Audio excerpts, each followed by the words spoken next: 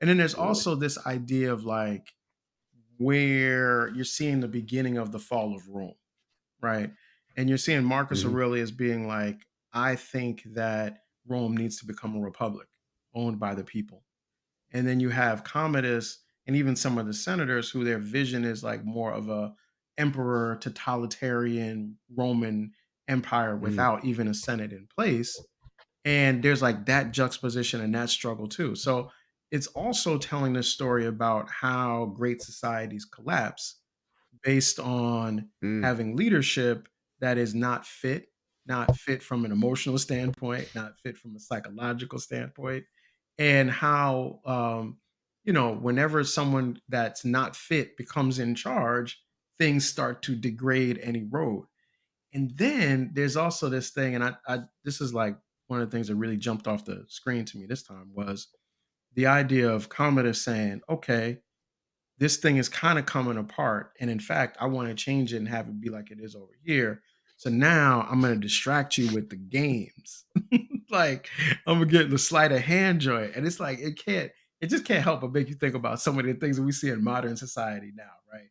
What the distractions Oh, is, whether yeah. that's social media, whether that's a sporting event, whether that's a concert, whatever it is, it's always like, hey, look over here, look at this, so you don't look at that.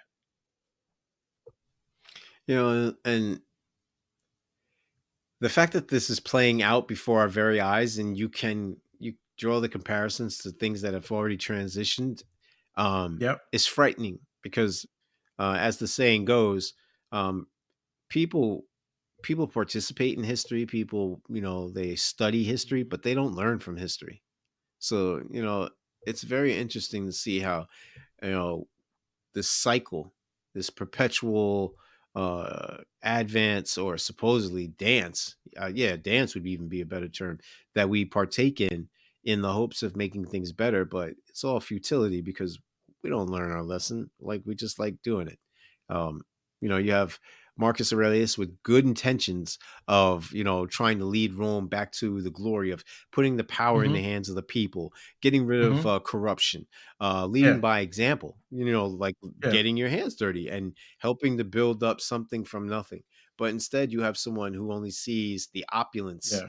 of it all. You mentioned about the scale of the tents and then, the transition and the contrast and comparison of where Commodus and the palace and the things of that ilk, and you can see the ivory and the silk and all of the, you know, uh, just generous, overflowing abundance that they had of wealth on display. Whereas in the marketplace, if you will, where they're strolling down the avenue and you hear them Mhm. calling his name, Maximus, Maximus, and you see how like they had the prostitutes mixed in with the regular Mhm. salesperson, and even when they're meeting in the square and Proximo is trying to barter or garner, a more Mhm. prestigious place in the pecking order of the thing. Like you see all the hustle and bustle of a real city and it makes you think like, wow, these Yeah. people really existed. Yet these Yeah. people really existed. It's all Meaning gone. Yeah. like, yeah, Like, it's they're all gone. Yeah. yeah, Yeah, yeah. well, I mean, like you said, man, that's Mhm. why that expression, those who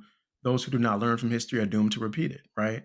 And the funny thing, the ironic thing about, when you think about ancient Roman society is that this is also a well-documented history. So it's not oral history, right? So Mhm. you can't say that. It's documented, it's been written down, it's been carved in stone, and yet the same process of degradation of society has happened 10, 15 times over since this time as well, right? And it's happened because of poor leadership. And it happens because the wrong people get in Mm. charge. And it happens because the people in charge think they are more important than the people, right?